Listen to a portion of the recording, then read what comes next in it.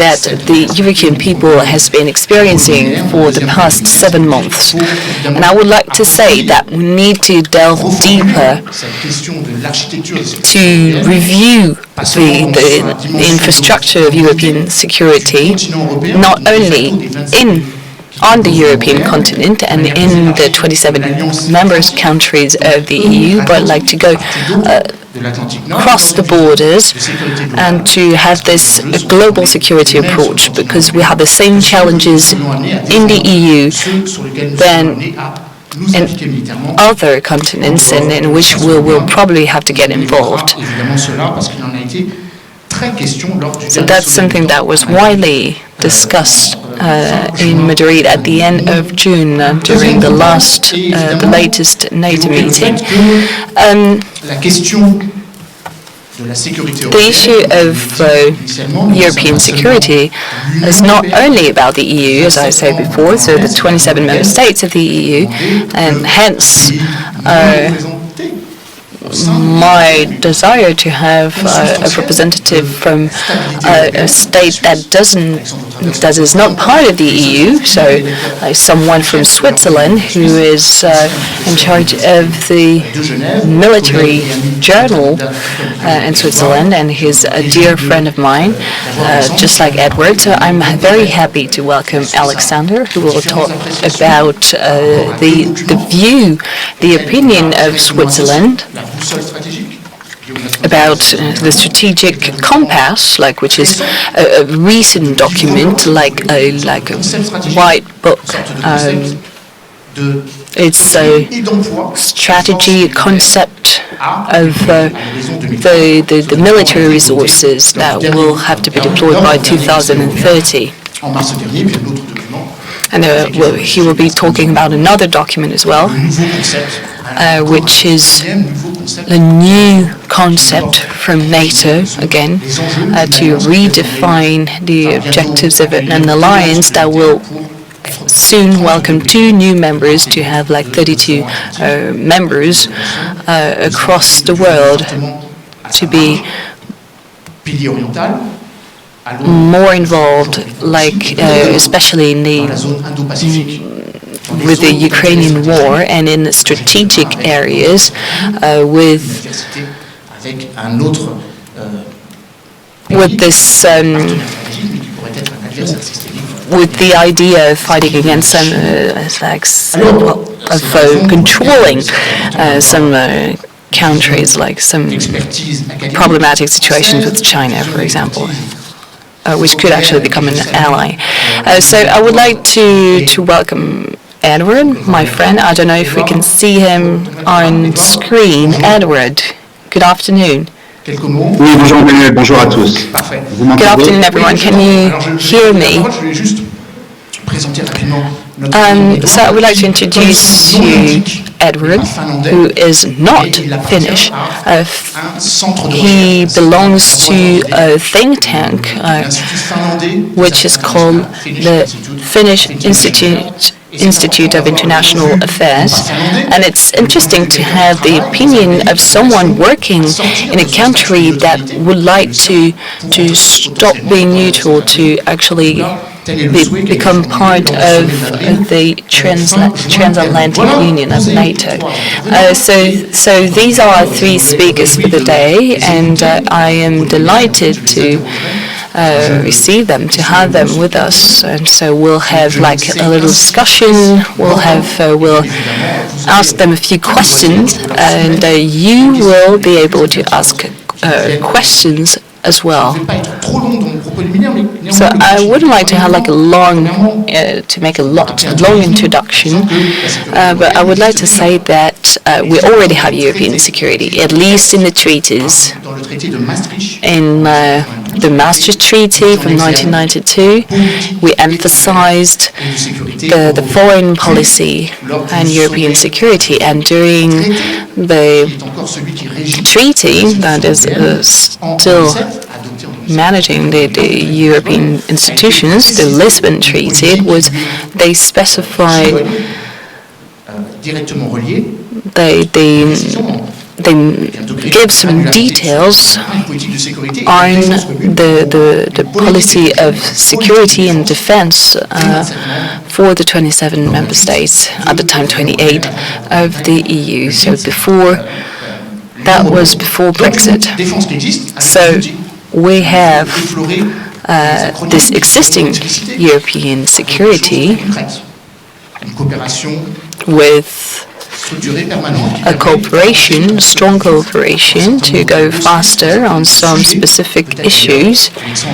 And Alexander and Guillaume will probably talk about this in the area of military equipment, and in a way that the military sometimes anticipate on the political strategies.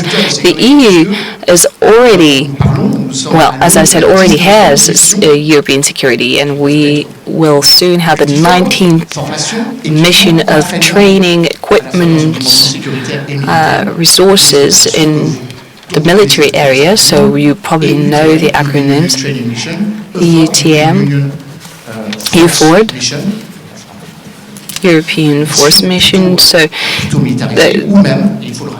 or even like a mission that has been going on since the 2014 to secure, to control, to monitor the border in the Ukrainian area. So we have a permanent collaboration with about 22 projects. There's been like more recent proposals that are actually enforced. So we have the intervention project, like proposed by Emmanuel Macron, like to have available troops, like to actually manage, anticipate, or to handle some crisis. Well, this is actually an idea from the 1990s. A peace promotion project on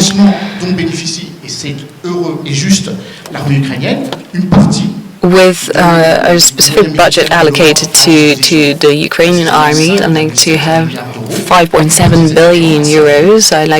Well, part of this budget actually was used aux Ukrainiens. Donc la preuve que cette formulation, qui parfois a été perçue comme creuse, est désormais une réalité, puisque c'est ce qui nous permet de soutenir, nous, pays européens, l'effort militaire de l'Ukraine. Le plan d'action de défense européenne, je n'en parle pas. Guillaume en parlera. Bien sûr, la boussole stratégique étant l'élément qui rassemble ce qui apparaît comme un manque. L'Union européenne existe économiquement depuis 1957, politiquement au fur et à mesure de son existence, mais il manquait un livre blanc. Beaucoup de pays européens ont des livres blancs, d'autres n'ont pas, mais il manquait un livre blanc européen. On verra si cette boussole stratégique est ce livre blanc que nous attendons depuis déjà une vingtaine d'années. De la même manière, le concept stratégique de l'OTAN est le pendant pour l'Alliance Atlantique. D'où une première série de questions que je vous poserai, qui, je crois, permettra de lancer le débat entre nous. Ces questions, je vous les formule en quelques mots avant de vous donner la parole aux uns et aux autres, d'abord à Guillaume, ensuite à Edward et ensuite à Alexandre, qui me semblent être des questions que finalement chacun d'entre vous doit se poser. Questions logiques. Il existe 2 documents stratégiques qui planifient les moyens, les ambitions à l'aune de la même chronologie, à l'horizon 2030. Une boussole stratégique de l'Union européenne et un concept stratégique de l'OTAN. Est-ce qu'il n'y a pas là une duplication? Est-ce qu'il n'y a pas là une redondance?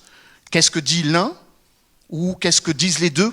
Et que finalement, si les documents disent la même chose, la question peut être posée de leur complémentarité, aujourd'hui et demain. Deuxième interrogation, on évoque beaucoup l'élargissement de l'OTAN, qui passera de 30 aujourd'hui à 32, avec possiblement, dans les 2 ou 3 prochaines années, l'adhésion de la Suède et de la Finlande. Ça a été acté, voté, avec un veto turc qui pour l'instant est levé. Que sera cette alliance atlantique dans laquelle il y a désormais un rapport de force qui n'est pas forcément si favorable que ça aux pays européens? 21 pays de l'Union européenne sont membres de l'OTAN, Il y aura donc un rapport de force qui va changer, modestement, et je vous livre comme une forme de prospective. Quand il y aura 23 pays de l'Union européenne, l'OTAN aura 32 membres, mais c'est oublier qu'il y a d'autres pays qui sont déjà membres de l'OTAN qui aspirent à rentrer dans l'Union européenne. Je pense notamment aux 2 qui ont accéléré leur processus d'adhésion et d'association en juillet dernier, l'Albanie et la Macédoine du Nord. Donc le rapport de force fait qu'il y aura plus d'européanité dans l'Alliance Atlantique, et ça peut peut-être faire évoluer la manière dont l'Alliance Atlantique se perçoit encore comme l'outil non concurrencé de sécurité collective. Précisément, et c'est ma avant-dernière question, ensuite avant de céder la parole à nos amis, est-ce que finalement les outils dont nous disposons nous permettent de répondre aux questions que chaque citoyen doit se poser? Est-ce que l'Europe me permet d'être défendu au cas où il y aurait une agression d'un pays tiers? Est-ce que cette coopération sécuritaire euro-atlantique se fait au bénéfice des pays d'outre-Atlantique ou des pays européens? Et donc est posée la question de l'hubris américaine dans le cadre d'une alliance dans laquelle 75% du frais de fonctionnement viennent de l'autre côté de l'Atlantique, alors qu'il s'agit de sécuriser en grande partie le continent européen. Troisième question, qui est une question que je livre vraiment dans une logique d'ouverture, est-ce que finalement tous les outils dont nous avons à disposition permettent de faire face aux menaces telles qu'elles sont perçues? La volatilité de ces menaces, dans le cadre, ces menaces s'inscrivent, la volatilité, l'hybridité, l'asymétrie. Est-ce que les outils dont nous disposons, qui ont été formulés il y a plus de 70 ans, répondent à cette nouvelle forme de menace par leur diversité, par leur augmentation exponentielle? Et puis dernière question, et je vous donnerai la parole ensuite à Guillaume, est une question qui, je crois, transcende les débats des dernières semaines. Est-ce que les outils dont nous disposons pour sécuriser le continent européen doivent servir à sécuriser d'autres zones? Et la question est posée de savoir si l'OTAN doit se projeter en dehors de la zone qui, initialement, était supposée être son théâtre d'opération, donc le continent européen. Est-ce qu'il faut se projeter sur le continent africain, vers le flanc sud? L'Espagne semble l'avoir indiqué ainsi. Est-ce qu'il faut se préoccuper de ce qu'on appelle désormais les zones d'intérêt stratégique en Indo-Pacifique et projeter l'Alliance Atlantique dans une logique de containment vis-à-vis de la Chine? C'est ce que voudraient les Américains, tout comme l'OTAN a été dans une logique de containment de la Russie jusqu'à la dislocation de la Russie en 1991. Bref, est-ce que l'OTAN n'étant pas en train d'être dénaturée dans sa vocation à être un producteur de sécurité partout et pas seulement en Europe? Voilà quelques questions que je pose comme élément de réflexion générique, et je donne tout de suite la parole à Guillaume Lascandarias pour quelques propos liminaires. Ensuite, je donnerai la parole à Edward, qui nous fait l'amitié de s'exprimer en français, et ensuite à Alexandre, qui évidemment, en tant que Suisse, parlera en français. Guillaume. Merci Alexandre. Merci Emmanuel. Voilà. Bonjour à toutes et tous. Alors, j'aimerais en fait commencer par une espèce de propos, une espèce de blague. La défense de l'Europe ou la défense européenne, c'est pas tout à fait la même chose selon qu'on se place du côté de l'Union européenne ou du côté de l'OTAN. Et on pourrait presque dire quelque part que longtemps, l'Europe, un espace, un continent, une somme de pays, ça a été un peu un enfant de divorcé. Un enfant de divorcé parce que leurs deux parents se trouvaient à Bruxelles, mais il y avait un peu papa qui venait de Mars, l'OTAN, et puis maman qui venait de Vénus, l'Union européenne, et puis les deux se regardaient selon l'endroit à Bruxelles où on se trouve, se regardaient un peu en chien de faïence. Ça a un petit peu changé. Et pas simplement depuis le 24 février 2022, on part tout le temps maintenant, c'est un peu comme si, d'ailleurs vous savez un peu dans l'histoire, je suis historien de formation, il y avait eu tout le temps des grandes dates, il y a eu le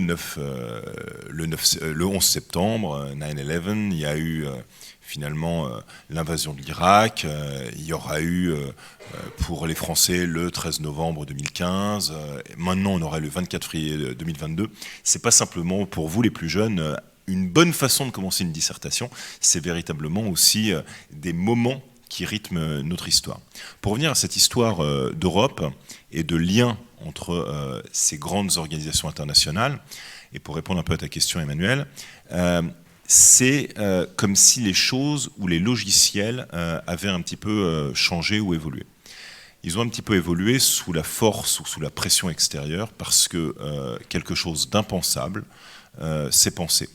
Et vous devez vous rendre compte quand même de ce fait, qui est un fait, et on peut chercher des excuses, on peut chercher des interprétations, mais il y a quand même un acteur étatique, la Russie, qui a décidé en Europe de mener à nouveau une guerre interétatique en envahissant son voisin, l'Ukraine. Jusqu'à présent, grosso modo, depuis la chute du bloc soviétique, depuis la fragmentation qui avait suivi en Europe, on avait eu des conflits intra-étatiques, on avait eu des tensions, mais des conflits interétatiques en Europe, il n'y en avait pas eu. Et donc déjà, c'est un réveil un petit peu douloureux. Et c'est un peu comme si depuis 2014, et ce qui s'était déjà passé en Crimée, on n'avait pas vu, on avait insuffisamment perçu ce qui était en train d'être à l'œuvre. Ce que cela nous dit, c'est que les Européens et les Américains, puisqu'ils sont aussi présents dans l'OTAN, se sont un petit peu réveillés et se sont dit, ben voilà, qu'est-ce que l'on a en face de nous ? Ce que l'on a en face de nous, c'est une réalité qui nous oblige, en fait, non pas simplement, pour reprendre le titre de ce panel, à repenser la sécurité, mais à repenser la sécurité et la défense. Je fais bien la différence entre les deux. Grosso modo, vous pouvez comparer ces deux termes-là selon 4 cercles. Le premier cercle, c'est la défense militaire. C'est la chose simple. Vous allez vous défendre contre une agression militaire en utilisant vos instruments militaires. C'est évident. Ensuite, vous avez la défense nationale. La défense nationale, c'est la menace contre tous les intérêts dans un spectre beaucoup plus large, économique, culturel, informationnel, etc., etc. Au-delà, vous avez la sécurité nationale. Et là, on a plutôt quelque chose qui intègre non pas simplement les menaces, mais les risques. Alors pourquoi est-ce que je fais la distinction entre les menaces et les risques ? Les menaces, c'est une volonté intentionnelle de vous nuire. Les risques, c'est quelque chose de potentiel et de non intentionnel. Un exemple, pour les plus jeunes, une armée qui vous bombarde, c'est une menace, parce que c'est vraiment intentionnel. Une centrale nucléaire qui explose parce qu'elle est bombardée, c'est un risque. Vous voyez, la centrale nucléaire, c'est un peu comme le virus, il n'a pas de volonté propre de vous nuire, mais c'est comme ça que ça se passe. Et puis, au-delà de ce troisième cercle, vous avez un quatrième cercle qui est la sécurité internationale et qui est lié par cet enchevêtrement d'alliances, de partenariats, de relations entre les États ou avec d'autres types d'acteurs. Vous pouvez prendre aujourd'hui les GAFAM, etc., etc. Dans ce contexte-là, les Européens, effectivement, n'ont plus d'autre choix que de se réveiller. Alors, pour refaire un focus, c'est quelque chose qu'on leur a dit déjà plusieurs fois. Je vais vous projeter un petit peu en arrière. On est en 2011, au moment de la guerre en Libye. Robert Gates, qui est le secrétaire d'État à la Défense, fait sa tournée d'adieu. Il arrive à Bruxelles, donc on est au 3e ou au 4e mois de la guerre en Libye. Ça se passe pas selon tous les plans qui étaient prévus, parce que ça prend plus de temps que... Enfin, la guerre, en général, ça prend beaucoup plus de temps que ce qui est toujours prévu dans les plans. Et Robert Gates fait des remarques aux Européens. Et littéralement, c'est d'une brutalité sans précédent. Robert Gates, c'est un homme charmant, mais il dit aux Européens 2 choses en substance. Il leur dit, 1, d'abord, vous nous coûtez trop cher, vous étant les Européens, nous étant le contribuable américain, et il leur dit, vous êtes des passagers clandestins. C'est-à-dire que vous acceptez la garantie de sécurité américaine, mais vous n'acceptez pas de payer suffisamment. Et vous prenez ça va être posé de manière beaucoup plus brutale par Trump en 2016, en disant, voilà, vous nous coûtez trop cher, vous dépensez pas suffisamment, mais finalement, n'imaginez pas que les choses aient changé avec Biden, les choses sont beaucoup plus polies, mais le message reste le même. Et donc les Européens n'ont pas d'autre choix que de ne plus être littéralement des herbivores dans un monde de carnivore. Ou, si vous voulez pousser la logique plus loin, on ne peut pas simplement être l'autruche qui met la tête dans le sable et qui se dit « avec un peu de bol, le lion ne me verra pas ». C'est pas possible. Et donc, repenser la sécurité européenne, ça se fait comment? Et là, j'aimerais répondre très rapidement en 3 points. D'abord, ça se fait par des documents et des corps de doctrine. On en a parlé, la boussole stratégique, le concept stratégique. En un mot commençant, la boussole stratégique, c'est 4 choses: agir, investir, travailler en partenariat, et puis il me manque, voilà, il m'en manque un 4e, mais bon, vous retrouverez ça, c'est pas le plus important. Et puis le concept stratégique de l'OTAN, lui, propose une approche à 360 degrés en termes de défense. Le problème de ces 2 documents-là, c'est que ce sont des textes diplomatiques, ce sont des textes de doctrine, mais il n'y a pas véritablement autre chose qu'un niveau d'ambition.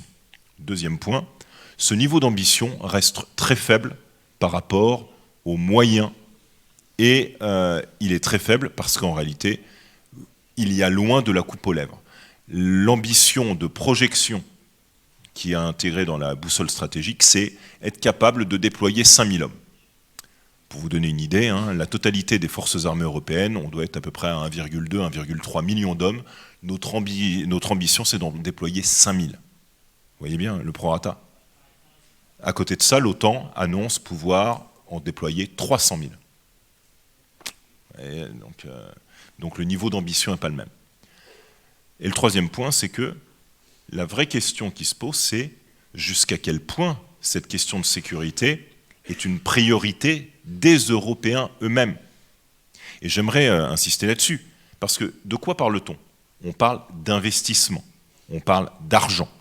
Depuis 2016, et sous la pression finalement volens-nolens de Trump, les Européens ont dépensé plus de 100 milliards supplémentaires. Depuis l'annonce de la guerre en Ukraine, rien que les Allemands ont fait un shift à peu près à 180 degrés et se retrouvent à annoncer 100 milliards de plus pour leur propre budget. Donc on dépense beaucoup. Mais ça se fait à quel prix? Ça se fait à quel prix? Au prix de quel renoncement? Au prix de quel sacrifice?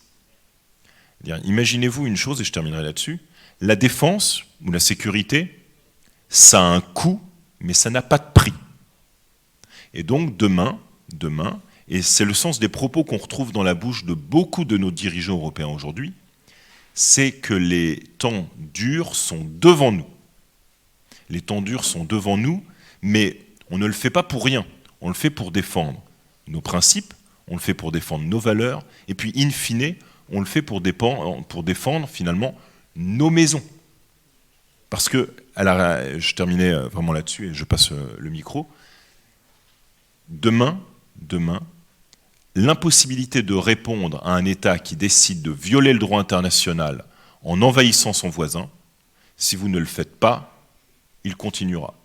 Et la position dans laquelle nous sommes, face à la Russie et dans notre rapport à l'Ukraine, c'est si l'Ukraine, c'est Tatiana, elle est battue, elle est tapée, elle est violée, et nous, on lui dit « Ah ouais, mais nous, on est dans la salle de boxe, on est en train de se préparer, et quand Igor va s'approcher, on lui mettra une bonne rouste. » Sauf que Igor, pour l'instant, il n'est pas rentré dans la salle de gym, et nous, on est toujours en train de faire du tapis et à se muscler. Et c'est pas en apportant du Doliprane à Tatiana qu'on résoudra le problème. Voilà. Merci pour ces paraboles très illustratives. Et je rajoute, on peut projeter 5000 hommes, et encore sur une période courte, 120 jours, pas plus. Et sur une distance plus courte, 5000 km.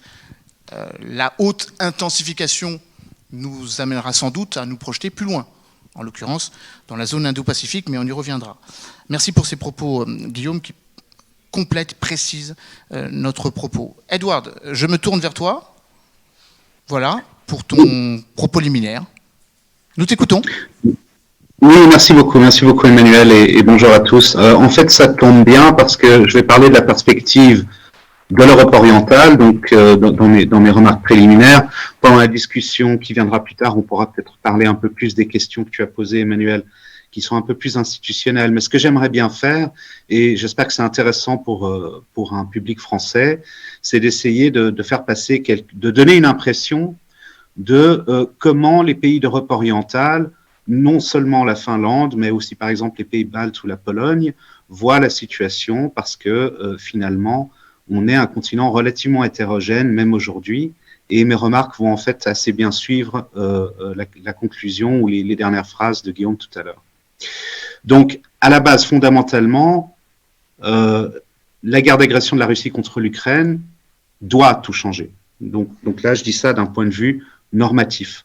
Empiriquement, tout n'a pas encore changé. On est encore dans un processus d'adaptation. C'est exactement ce que Guillaume disait par rapport à la salle de gym. Et on sait bien que pas toutes les parties de l'Europe changent à la même vitesse et de la même façon. Je vais me permettre de faire une remarque un peu critique envers le président Macron pour une expression particulière qu'il a utilisée récemment. J'espère que vous allez me pardonner. Mais je vais juste mentionner cette idée de puissance d'équilibre au pluriel. Et je vais vous le dire assez directement, du point de vue des pays d'Europe orientale, c'est pas forcément ça qu'ils ont envie d'entendre de nos jours. Ce qu'ils veulent entendre en Europe orientale, ce serait bien plutôt nous, Européens de l'Ouest, Français et d'ailleurs aussi les Américains, on est à fond derrière vous, on est à fond avec vous. Et puis, pour dire encore plus clairement, si jamais la Russie vous attaque, nous, on entre en guerre contre la Russie, on viendra vous sauver, on est prêt à se battre contre la Russie et on est prêt à faire tous les sacrifices. Alors, je ne dis pas ça pour dire que la France est absente, c'est pas vrai qu'elle est absente, mais ce qu'il faut bien comprendre, c'est que au niveau diplomatique et politique déjà, chaque mot compte et chaque doute potentiel compte et est enregistré. Peut-être que certains d'entre vous ont conscience des petits énervements qu'il y a eu, par exemple, entre la Pologne et la France il y a quelques mois. Ce sont des choses qui peuvent partir assez vite, qui peuvent partir en vrille relativement vite. Mais voilà, au fond, pratiquement tous les pays dont on parle sont membres de l'OTAN, y compris la France.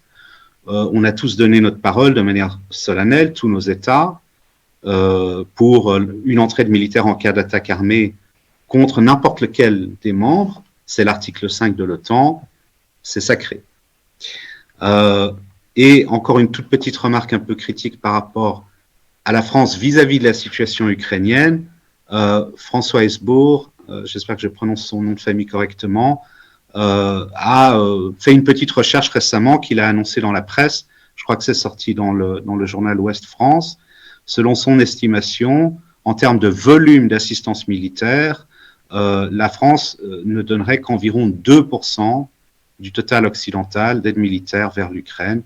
C'est son estimation basée sur une visite qu'il a faite au centre en Pologne par lequel passe toute la logistique et comment dire, toutes les livraisons d'armement, de munitions, etc. en direction de l'Ukraine. Bon, donc 2%, c'est pas assez. Pour un pays comme la France, un pays important, membre permanent du Conseil de sécurité, puissance nucléaire et puissance qui veut, dans une mesure assez forte, structurer une défense et une sécurité commune au niveau européen. Voilà, je pose la même question que François Hesbourg, exactement la même. Mais je vous ai promis de donner une petite impression des pays d'Europe orientale. Prenons la Pologne, les pays baltes, mais dans une large mesure aussi la Tchéquie, la Slovaquie, la Roumanie. Comme vous le savez, ces États sont à la fois dans l'UE et à la fois dans l'OTAN. Il faut bien comprendre, et j'ai eu cette expérience parce que j'étais moi-même à l'OTAN, donc je travaillais à l'OTAN de 2014 à 2020, donc j'ai beaucoup observé ces comportements, ces positionnements diplomatiques. Ces pays-là, nos collègues d'Europe centrale et orientale, nous avertissent de la menace russe depuis de nombreuses années. C'était déjà avant 2014 même, mais évidemment, le ton s'est accéléré et les inquiétudes se sont accélérées à partir de 2014. Donc, c'est pas qu'on n'a pas vu, ou c'est pas qu'on ne savait pas, à Paris, à Rome ou à Berlin, c'est qu'on n'a pas toujours eu envie d'écouter. Voilà. Ça, c'est une manière un peu plus dure de le dire, mais il y a une certaine vérité là-dedans. Et je mentionne ça parce que ça, c'est lié à la question de la cohésion. Alors, il faut bien comprendre ces pays-là, quand ils entrent dans l'OTAN en 1999 ou en 2004, ce qu'ils veulent, c'est une protection militaire américaine en particulier, bien sûr aussi une défense collective, bien sûr aussi être dans la famille européenne. Enfin, ils veulent les deux piliers. Et puis, pour ces pays-là, la sécurité européenne, c'est la sécurité par rapport à une menace potentielle future russe, qui, de leur point de vue, même en 1999, c'est un scénario, sans doute un scénario du pire, mais enfin, c'est un scénario qu'il faut considérer sérieusement. Alors que, vu de Paris, de Berlin ou de Rome, en 1999, la sécurité européenne, ce n'est plus ça du tout. Donc, il y a une certaine divergence de longue date. Alors, on le sait bien, quand la guerre de 2014 commence, parce que 2014, c'est pas seulement la Crimée, c'est aussi la guerre dans Donbass, c'est une guerre interétatique déjà en 2014, plus petite bien sûr que celle qu'on a maintenant, mais c'est déjà une guerre interétatique. Alors diplomatiquement, on va essayer de faire semblant, on va essayer de dire que c'est pas vraiment une guerre interétatique, parce qu'on espère que les Russes se calment, on espère contenir le conflit, mais dans le fond, objectivement, c'est déjà une guerre interétatique, ça fait 8 ans, d'une certaine manière, qu'elle dure. Mais à l'époque, en 2014, c'est les grands, c'est le G7, surtout les 4 grands Européens et les États-Unis qui décident, c'est l'époque du tandem Obama-Merkel, on ne veut pas une confrontation trop forte, il y a des sanctions, certes, elles ne vont pas si loin, il y a une réticence à faire plus, il y a un déploiement de forces de l'OTAN en Pologne et dans les pays baltes, mais qui reste relativement modeste, et voilà, on espère, en 2015-2016, on espère qu'on a à peu près réussi à stabiliser la situation. Et il faut bien le comprendre, le front des pays européens s'effrite à partir de 2015-2016. Les Allemands, oui, sont d'accord de mettre quelques troupes en Lituanie, c'est très bien, mais les sociodémocrates ont envie de faire un deuxième gazéoduc avec les Russes. Il faut bien comprendre que pendant que les Allemands font ça, ou préparent ça, à Varsovie, à Riga, et dans d'autres capitales en Europe de l'Est, les gens bondissent au plafond. Ils trouvent ça complètement inacceptable. Ils aimeraient bien bloquer ce projet, mais évidemment, ça ne marche pas et on ne les écoute pas. Et il y a, du côté français, il y a une tentative de diplomatie franco-russe qui, elle, également, est vue assez négativement, il faut le dire, dans des pays comme la Pologne ou les pays baltes. Bon. Donc, tout ça, c'est une manière de dire que ça fait un certain temps qu'on a 2 groupes au sein de l'OTAN, 2 groupes de pays assez différents. On a d'une part les pays d'Europe centrale et orientale, presque tous, avec l'exception notable de la Hongrie, bien sûr, et d'une certaine manière aussi le Danemark, le Royaume-Uni, le Canada, les États-Unis, qui depuis 2015 développent une certaine amitié vis-à-vis de l'Ukraine et ont une certaine vigilance par rapport à la Russie de Poutine. Et on a dans l'autre camp des pays, disons, plus calmes et moins vigilants et peut-être plus optimistes, l'Allemagne, la France, et je mentionne l'Italie, mais enfin, l'Italie est relativement absente des discussions sur comment faire face à la Russie.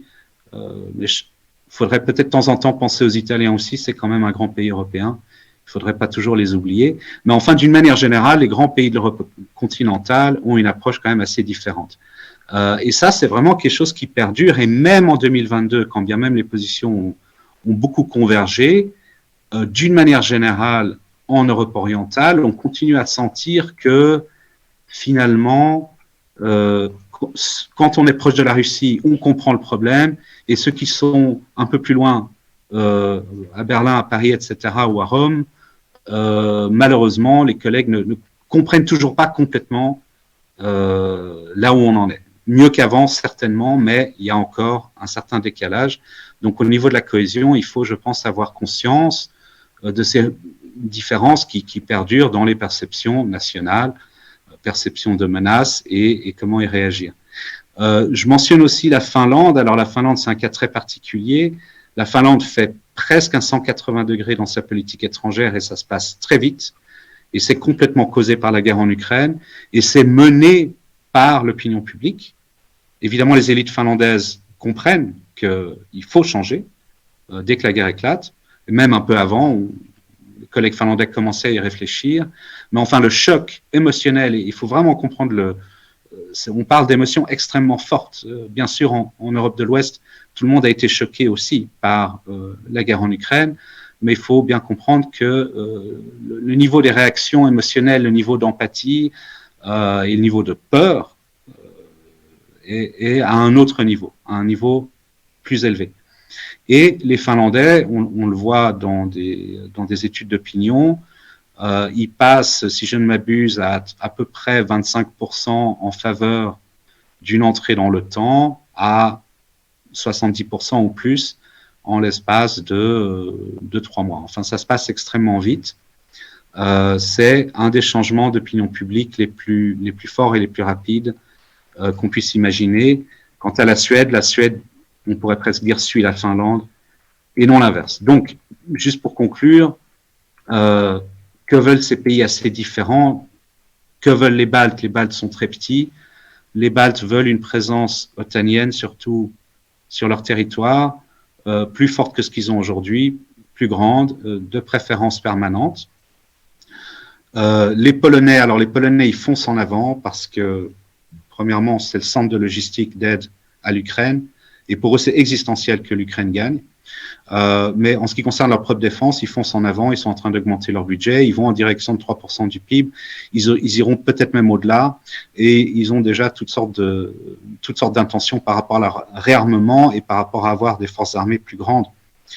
Donc, vraiment, ils foncent en avant, et aussi les Polonais, il faut bien le comprendre, ils ont leur propre relation bilatérale avec les États-Unis, donc pas à travers l'OTAN, mais directement avec les États-Unis, qui s'est très bien développé ces dernières années, même sous Trump, et étant donné le type de politique qu'il y a actuellement en Pologne, je pense que les collègues polonais ont peut-être un peu plus confiance, sans doute, dans leur capacité à s'entendre avec les Américains, même si les républicains reviendraient au pouvoir. Il y a peut-être un peu moins de crainte ou pas tout à fait la même lecture que ce qu'on peut avoir en France. Voilà, donc je m'arrête là, mais enfin, je voulais surtout souligner, puisqu'il y a une question de cohésion, les perceptions nationales quand même assez différentes. Merci.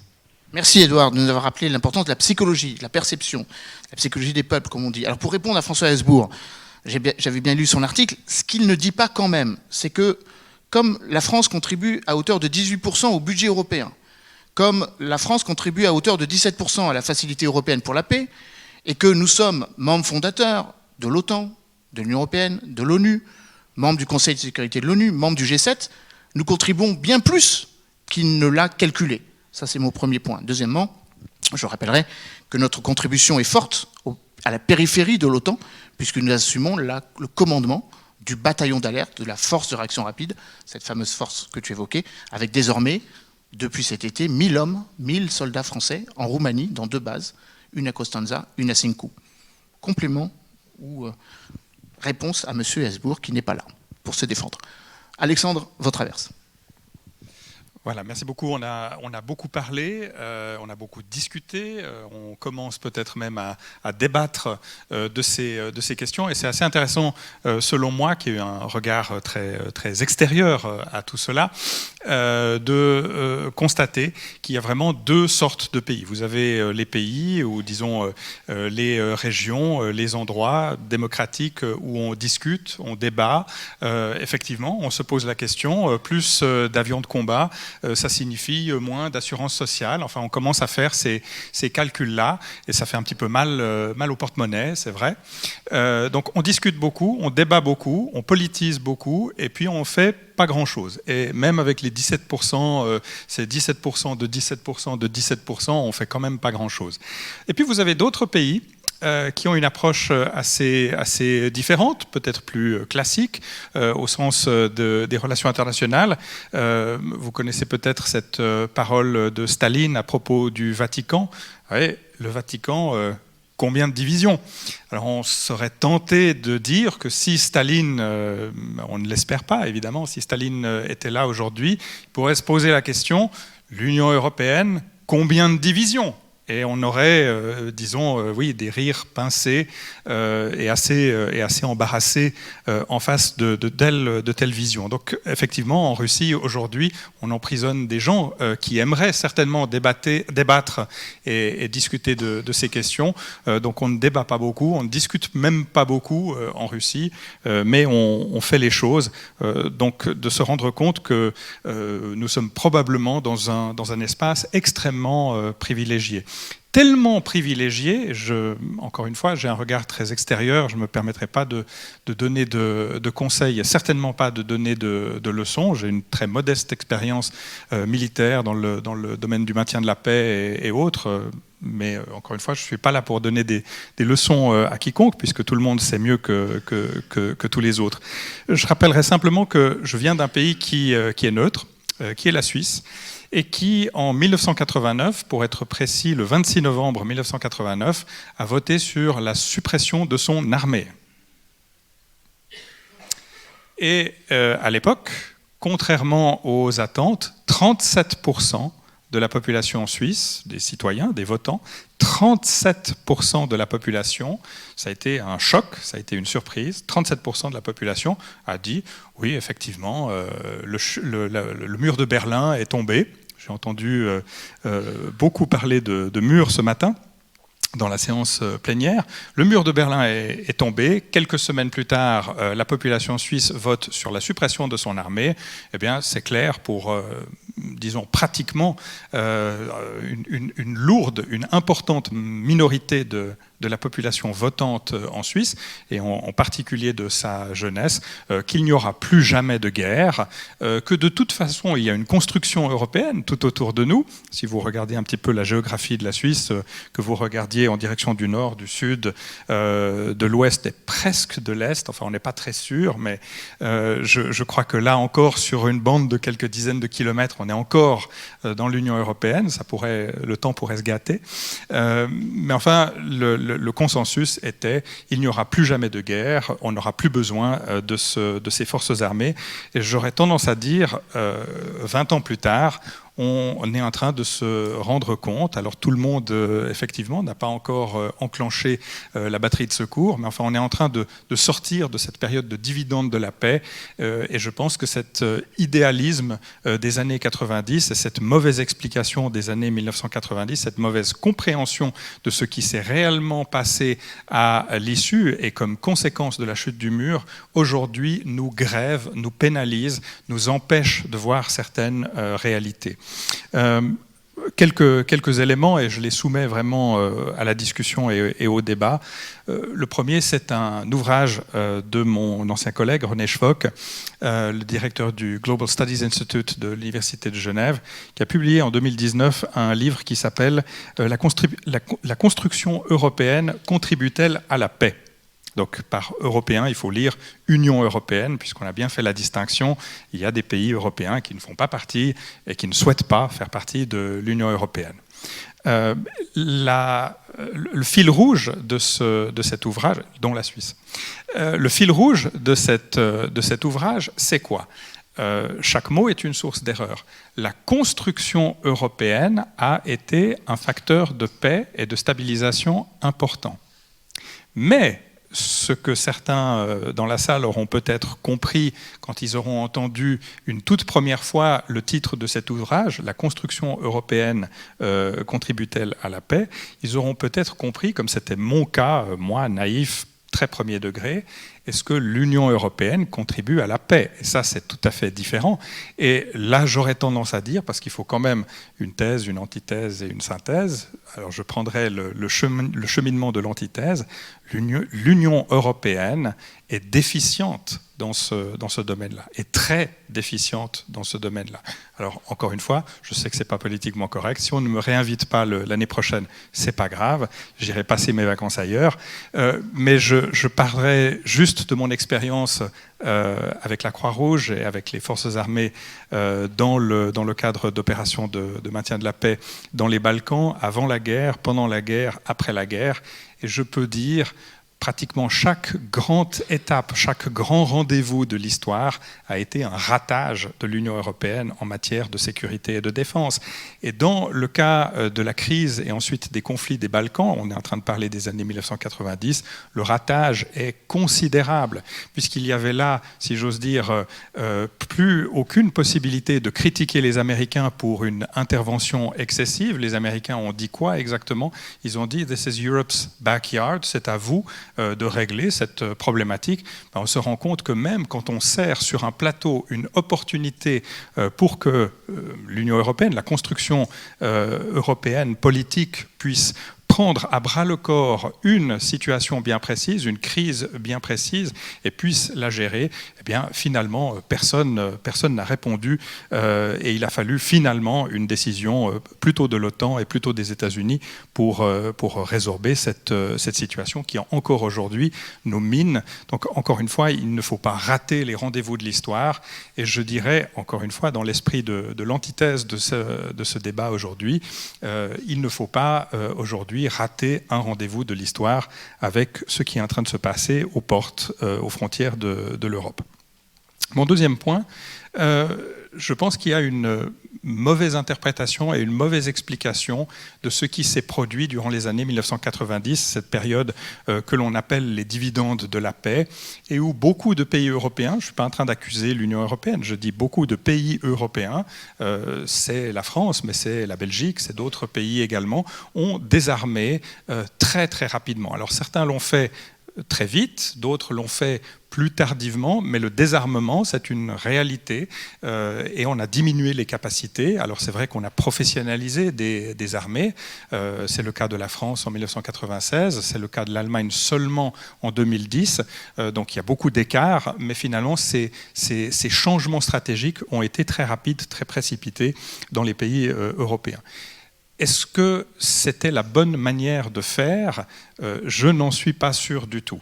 Et je prends l'exemple de la Finlande, puisqu'on a évoqué la Finlande tout à l'heure. La Finlande est un pays dont la politique de sécurité a été extrêmement stable, puisque une armée, ça sert à se défendre, ça ne sert pas à envoyer des colis postaux à l'autre bout du monde. Une armée a une tâche, une mission constitutionnelle, elle est très claire, et donc finalement la Finlande, on ne va même pas sentir passer l'évolution de l'intégration dans le cadre de l'OTAN, on va juste faire en sorte que la Finlande continue à faire ce qu'elle a fait ces 10 ou ces 20 ou même ces 40 dernières années. Donc vous voyez qu'il y a certaines politiques de sécurité qui sont remarquablement durables et qui ne sont pas susceptibles de changer face à l'actualité. Ce que je voulais dire sur les années 1990, c'est une très mauvaise interprétation de dire qu'on a eu une période de paix relative. Ce n'est pas vrai. Pendant la guerre froide, les années 70, les années 80, vous avez en moyenne 6 à 8 conflits qui avaient lieu, qui étaient actifs par année. Durant les années 1990, au contraire, vous avez entre 15 et 18 conflits très réels. Les Balkans en sont évidemment un très important. Donc vous avez eu paradoxalement davantage de conflits à cette époque-là. Je dis qu'on a un problème de lecture aussi, parce qu'on l'a évoqué, la majorité des conflits étaient soi-disant internes, donc des guerres civiles plutôt que des conflits entre États.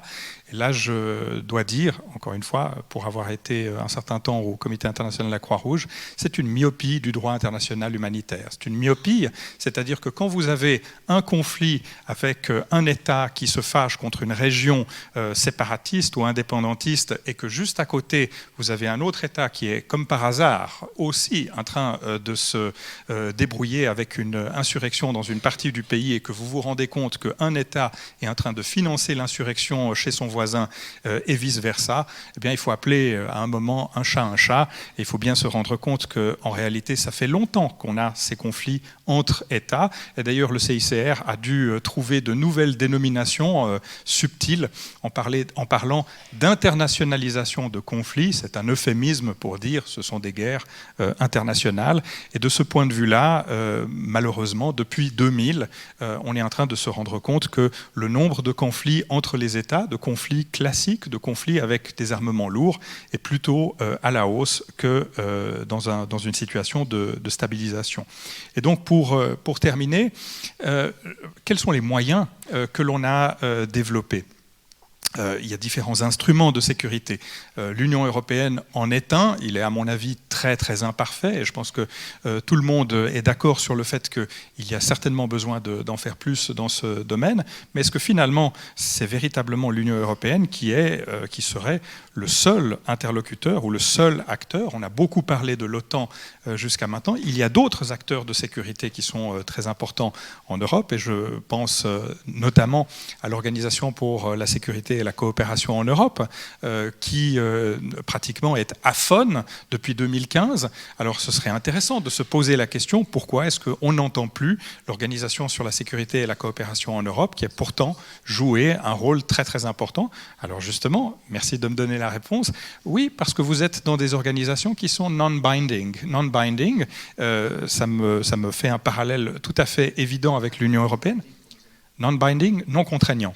C'est-à-dire que finalement, si à l'Organisation pour la sécurité et la coopération en Europe, vous avez une majorité de pays qui disent il ne faut pas faire ceci ou il faut plutôt faire cela, et que vous avez une minorité, voire vous avez un astérix quelque part dans la salle qui dit oui mais moi je suis pas tout à fait d'accord, moi on m'a pas posé la question, moi je suis pas sûr, combien vous me donnez pour que je sois d'accord avec vous, j'exagère mais à peine, et bien finalement vous n'avez pas d'accord. Et la problématique de la sécurité au sein de l'Union européenne, elle est précisément parce que cette sécurité, elle est d'une certaine manière non contraignante. C'est un système intergouvernemental, c'est-à-dire que finalement, ne participent à cette sécurité européenne que ceux qui le souhaitent. Et c'est, je dirais, un des freins certains. L'Union européenne s'est spécialisée dans les années 1990 dans ce qu'on appelle le soft power. J'ai besoin de traduire soft power. Voilà, être gentil. Être gentil, ça veut dire trouver des solutions non militaires, non agressives pour résoudre des crises. Et évidemment, tout le monde est d'accord avec cela. La théorie du soft power de Joseph Nye, c'est un ouvrage, un livre qui paraît en 1994, qui paraît en pleine guerre de Bosnie et en pleine élection présidentielle américaine. Et c'est comme cela que Joseph Nye est devenu pratiquement d'un jour à l'autre extrêmement célèbre. Ça a été quelque part la colonne vertébrale de la doctrine politique, de la doctrine sécuritaire de Bill Clinton durant ces années-là. Le seul petit problème avec le soft power, c'est qu'un an plus tard, vous avez 2 génocides. Vous en avez un dans les Balkans et vous en avez un au Rwanda. Et donc, 1 an après cette théorie du soft power, c'est-à-dire d'être gentil avec tout le monde et de donner de l'argent au-delà des frontières en espérant que peut-être quelqu'un va comprendre et s'éduquer lui-même et améliorer les choses et arrêter de se battre. Le problème avec le soft power, c'est que vous n'avez aucun renseignement, aucune information sur est-ce que ça va fonctionner ou pas. Deuxièmement, combien de temps est-ce que ça va prendre? Est-ce que dans 3 ans, dans 5 ans, est-ce qu'il faudra 30 ans de sanctions ou d'aide à l'étranger pour faire en sorte que les choses fonctionnent? Et puis, je dirais qu'aujourd'hui, le bilan est assez clair. On se rend compte que contre des dictatures ou à l'encontre de personnes qui sont prêtes à sacrifier une partie des habitants de leur pays, eh bien, clairement, ce soft power trouve des limites. Et je dirais que c'est cela qui interroge aussi. C'est pas uniquement la crise ukrainienne, mais je dirais il y a un ensemble de choses qui aujourd'hui doivent poser des questions et faire en sorte que l'on se réinterroge sur cette sécurité européenne. Et je reviens, oui, je sais, et je reviens à la littérature parce que finalement, sans le dire, Emmanuel Dupuis a cité un ouvrage de Robert Kagan, Paradise and Power, le paradis et le pouvoir. Donc il y a, je dirais, ces deux manières de voir les choses. Vous avez d'un côté la coercion, c'est-à-dire l'imposition de la paix par la force ou d'une certaine équilibre par la force. Alors traditionnellement, ça a été les États-Unis, le gouvernement américain, qui était le tenant de cette philosophie-là. Et puis l'Europe, quelque part, comme on l'a évoqué aussi, a surfé sur cette situation post-Seconde Guerre mondiale, relativement confortable, où l'effort principal a été mis sur le vivre ensemble, sur, disons, un État social, et peut-être beaucoup moins sur la défense, étant donné, bien sûr, qu'il y avait justement des accords qui permettaient à la force plus active, ce hard power américain, de s'exercer en Europe. Merci, on est très complet en fait, hein, donc c'est très bien, on dit beaucoup de choses, et justement on va essayer peut-être de repréciser les choses pour la quintessence du débat. Alors, vous avez tous répondu les uns et les autres, nos trois excellents panélistes, au scénario qu'on évoquait, mais finalement, il y a une question que je vous repose autrement, puisque c'est le fil d'Ariane de notre conversation. Qui de l'OTAN ou de l'Union européenne défendra le continent européen, l'importance de la nuance est subtile, continent européen dans toute son acception, non pas les 27 mais les 44 qui géographiquement appartiennent à l'espace européen. On a évoqué l'Organisation de sécurité collective en Europe qui est mort-née puisque en fait partie la Russie et de facto elle s'est autodissoute quand elle est rentrée en guerre, non pas en 2022 mais en 2014 contre un autre État qui en faisait partie, l'Ukraine. Et puis, on n'a pas évoqué une proposition, finalement, alternative. La France aime bien, souvent, essayer de, non pas botter en touche, mais choisir une troisième voie. Le président Emmanuel Macron appelle ça le non-alignement. Il a proposé une version du non-alignement en Europe en disant qu'il faudrait peut-être lancer une communauté politique européenne, avec l'idée selon laquelle ce serait une manière subtile de désarrimer la Turquie de la cohésion européenne qui nous contraint puisque la Turquie est membre de l'OTAN.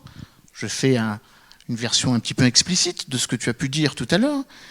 Et puis bien évidemment en essayant de faire en sorte que l'on puisse continuer à coopérer militairement avec la Grande-Bretagne qui est sortie de l'Union européenne en 2016, effectivement en 2021.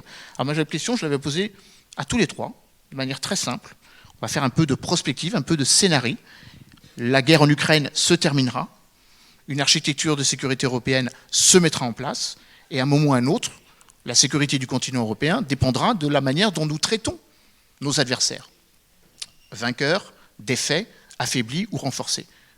Donc je vous pose cette question, d'ici quelques mois, d'ici quelques années, qui assurera la sécurité européenne avec une Russie qui est celle que nous connaissons aujourd'hui, et peut-être d'autres facteurs de stabilité dans le futur. 5 minutes, pas plus. Allez, 3 minutes pour qu'on puisse aérer un peu le débat. Alors je dirais que j'aime bien commencer par des anecdotes. Je commencerai par cette phrase qui dit qu'il y a une place particulière en enfer pour les historiens qui prédisent le futur. Donc je vais essayer de ne pas faire ça et j'ai pas de boule de cristal. Le premier point, à mon avis essentiel, c'est de comprendre qu'il faudra négocier avec la Russie. C'est-à-dire la Russie, de toute façon, vous pouvez... Dans un autre cadre, la Grande-Bretagne a écrit dans son document stratégique qu'on appelle l'Integrated Review que ça allait être une puissance globale, mais que ça avait beau être une île, ça restait quand même arrimé au continent européen. Ne serait-ce que parce que vous avez le tunnel sous la Manche. La réalité pour la Russie, c'est la même. C'est-à-dire qu'on ne peut pas interdire à la géographie d'exprimer ses droits. Donc il faudra, de toute façon, trouver un modus operandi avec une Russie, quelle qu'elle soit, quel que soit son système politique, quel que soit ses dirigeants. Pourquoi est-ce que je dis ça? C'est parce que la situation qui va émerger de cette période nous invite en fait à réfléchir sur la façon d'engager nos voisins au sens neighboring countries, les pays ou les puissances émergentes ou réémergentes. Tu as cité, Emmanuel, la Turquie. Très honnêtement, la Turquie, c'est, et on l'a écrit dans les documents stratégiques français, hein, vous lisez l'actualisation stratégique qui a été produite et publiée par le ministère des Armées il y a pile à peu près un an, c'était en janvier 2021, il y a marqué que la Turquie joue volontairement de l'ambiguïté de sa place dans les organisations internationales en bafouant particulièrement quelquefois le droit international et les accords de défense. Typiquement, vous avez une Turquie qui agit en Libye, qui agit au détriment des accords qu'elle a elle-même signés, qui ne respecte pas certains traités, qui n'est pas partie prenante à Montego Bay, et donc qui ne reconnaît pas notamment les ZEE économiques, etc. Donc demain, les problématiques vont de toute façon toujours se poser avec nos voisins et il va falloir les réengager. Qui doit les réengager? Est-ce que c'est forcément l'OTAN?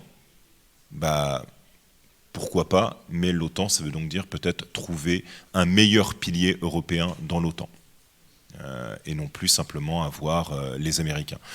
Florence Parly disait que le problème avec l'OTAN, c'est que justement, derrière, les Américains nous poussent à acheter du matériel américain et que l'article 5, c'est pas l'obligation d'acheter du F-35. La défense collective ne nécessite pas d'acheter du matériel américain. L'Union européenne, elle est divisée, et puis ces règles de vote paraissent très largement quand même peu en prise avec les nécessités de l'heure. Le retour des nations, on l'observe, mais le retour des nations, ça veut dire aussi potentiellement le retour des nationalismes. Donc, sur ces questions-là, je dirais qu'effectivement, une troisième voie serait peut-être à proposer, mais une troisième voie qui soit plus engageante et qui permette en fait aux grands de s'entendre sans oublier la voix des plus petits. Et je ne parle pas de taille de nation, je parle surtout de capacité à être résolu et à être volontaire. Et là-dessus, je voudrais saluer quand même les pays baltes. On n'en parle pas, mais regardez ce que font les pays baltes, regardez la résilience de leur population. Je trouve que c'est une leçon peut-être dont on devrait tirer peut-être des perspectives et peut-être même certains exemples. Merci Guillaume pour la précision et la brièveté de ton propos. On reviendra sur la question des F-35 parce que j'ai une question qui me brûle les lèvres, sachant que les Suisses ont malheureusement décidé d'acheter, combien, 36 F-35 lundi dernier. Donc, une rupture de solidarité européenne que tu évoquais quand même. Edward, je te pose la question également, si on peut remettre Edward à l'écran, je ne le vois pas. Voilà. Comment vois-tu, d'ici quelques mois ou quelques années, l'architecture de sécurité européenne? Est-ce que tu crois à la proposition d'Emmanuel Macron, qui réexhume une vieille idée qui avait été lancée par le président Mitterrand en 1990, à cette communauté politique européenne avec une dimension plus hard, plus sécuritaire?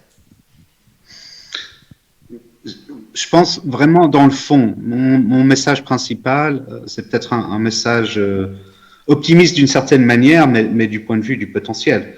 Je pense que dans le fond, les structures, c'est pas forcément ce qui compte le plus. Dans le fond, l'Union européenne, d'une manière générale, c'est une excellente construction. Et l'OTAN, c'est très bien aussi, et on a déjà beaucoup d'organisations. Je pense que d'une manière fondamentale, on a des choix, et nos gouvernements vont avoir des choix.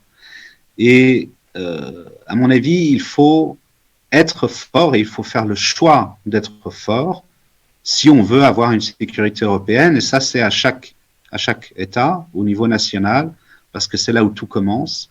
Que ce soit la France ou l'Allemagne ou l'Italie ou la Pologne, tout le monde a des choix à faire. Mais enfin, il faut prendre les dépenses militaires au sérieux, il faut avoir une capacité industrielle. Et on est déjà en train d'aller dans cette direction-là, finalement, en réaction à la guerre actuelle. Mais enfin, ça aurait peut-être été mieux de faire ça avant, ou de commencer ça un peu plus en amont. Il y a beaucoup de questions qu'on se pose par rapport à est-ce qu'on peut vraiment compter sur les Américains à l'avenir, est-ce qu'on a envie d'avoir plus d'autonomie, est-ce qu'on a envie d'avoir d'autres structures, mais finalement, beaucoup de ces questions-là seraient beaucoup plus faciles à résoudre si chaque Européen, sans exception, était au minimum tout de suite maintenant déjà à 2% du PIB sur la défense, mais de préférence plus que 2%, et quand il y a plus d'argent, tout, à mon avis, deviendra un peu plus facile. Ensuite, une leçon de 2022, parce qu'il faut qu'on apprenne les leçons de la guerre actuelle.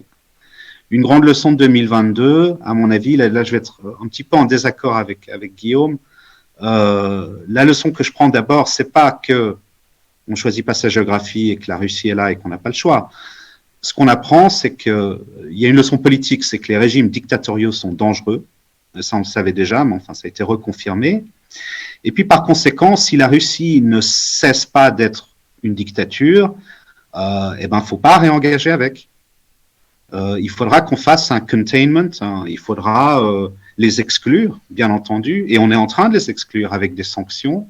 Il faudrait peut-être même les exclure encore plus, et il faudra avoir une position dissuasive, forte, pour faire bien comprendre aux Russes qu'ils n'ont pas intérêt à aller plus loin que l'Ukraine. Et puis évidemment, on veut que l'Ukraine gagne. Mais supposons que la guerre est résolue, etc., mais que Poutine est toujours au pouvoir, ou quelqu'un qui ressemble à Poutine, ben, ma foi, si l'avenir, c'est que la Russie, ça soit une Corée du Nord géante, ben, on aura une Corée du Nord géante. Je veux dire, voilà. Donc, il faut faire très attention à ne pas placer devant la carriole, si l'on veut, l'idée qu'il faut à tout prix, comment dire, tendre la main à la Russie.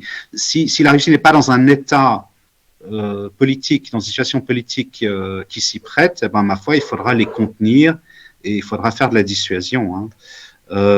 Voilà. Donc, et finalement, autre message, je pense qu'on a bien fait, et il faudra continuer à le faire, et peut-être même encore plus. Nos gouvernements ont bien fait, au moins au niveau du principe, d'insister très fortement sur les principes de base du droit international. Parce que dans le fond, quand les Russes sont venus à la fin de l'année dernière, ils nous ont dit « arrêtez l'expansion de l'OTAN, faites toutes sortes de choses ». Bon, on a bien compris que c'était un processus qui était voué à l'échec délibérément, comme ça, ils avaient leur excuse pour aller en guerre. Mais enfin, la réaction de l'OTAN et de l'Union européenne, c'était de dire, ben non, nous c'est le droit international, l'OTAN c'est une porte ouverte, si tout le monde, si les membres actuels et un candidat, et tout le monde est d'accord que le candidat devienne membre, le candidat devient membre. Voilà, donc il n'y a pas de veto. Une agression, c'est une agression, c'est inacceptable, il faut prendre des mesures, etc. Donc, on a tous intérêt, États relativement grands, comme la France, ou le Royaume-Uni, ou l'Allemagne, ou États très petits, comme l'Estonie ou le Luxembourg, on a tous intérêt à un monde où le droit international est respecté le plus possible, et il faut se battre pour ça. Voilà, merci. Merci, Édouard. Tu as redit à peu près ce qu'ont dit plusieurs chefs d'État et de gouvernement à la tribune des Nations Unies il y a quelques heures. Alors je me tourne vers un mauvais élève, la Suisse, qui a décidé non pas d'acheter des Rafales, mais des F-35. Et alors j'ai envie de poser la question aussi à la Suisse, qui n'est pas membre de l'Union européenne, ni membre de l'OTAN. Est-ce que le document stratégique, qui je crois conditionne encore votre défense, le document de doctrine de défense stratégique du territoire suisse, qui avait été déjà voté en 2000, indique la manière dont la Suisse veut trouver sa place dans cette architecture de sécurité? Bon, alors ça fait beaucoup de questions, mais peut-être pour répondre à la question de tout à l'heure, il y a deux manières de voir les choses. Je crois que ça fonctionne. Il y a deux manières de voir les choses. Il y a une vision, on va dire, politique, académique, rhétorique, où on peut inventer des solutions qui n'existent pas, ou bien alors on peut choisir parmi les options stratégiques qui sont disponibles là, tout de suite, immédiatement. La plupart des pays d'Europe centrale répondent à ta question de tout à l'heure.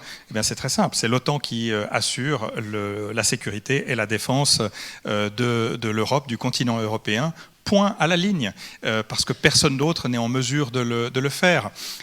Bien sûr, on pourrait imaginer une construction de toute une série d'architectures, de forces de certains pays, ce serait du ou du trinational, enfin on pourrait imaginer beaucoup de choses. À une certaine époque, certains pays à l'intérieur de l'Union européenne ont parlé de l'association des pays de Visegrad comme étant une forme d'organisation en termes d'acquisition de matériel et d'armement. C'est quelque chose qui pouvait effectivement aller dans ce sens-là. Pourquoi pas les pays scandinaves pourraient aussi aller dans ce sens. On peut imaginer plein de choses, mais aujourd'hui, très clairement, c'est l'OTAN. Et peut-être je voulais répondre à quelque chose qui a été dit tout à l'heure. Et ça va répondre à ta question aussi, aucun pays n'a été forcé, contraint et influencé pour rentrer dans l'OTAN, à ma connaissance.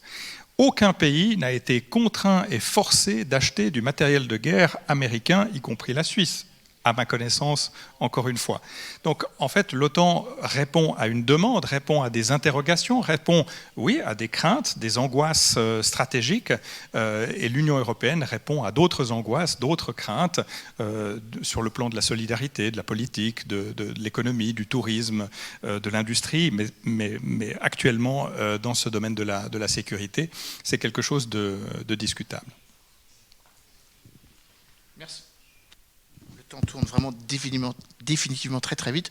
Je vais prendre une dernière série de questions avec nos panélistes et ensuite évidemment on se tournera vers la salle. Évidemment, on a embrassé beaucoup de questions, mais il y a une question sur laquelle je voudrais qu'on revienne néanmoins. Si finalement la sécurité européenne concerne plus que les pays européens, faut-il projeter cette sécurité européenne hors zone, vers le continent africain, le flanc sud? L'Espagne le souhaite. Je rappelle que l'Espagne a été très insistante pour que l'OTAN réponde à des opérations antiterroristes, que l'OTAN réponde à ce qui est pour l'Espagne une préoccupation, la criminalisation des réseaux migratoires. Je rappelle qu'il y a eu 23 morts cet été à Ceuta. Et l'Espagne, je rappelle, présidera le Conseil de l'Union européenne, après la République tchèque, après la Suède, donc au deuxième trimestre 2023. Donc cette question va revenir.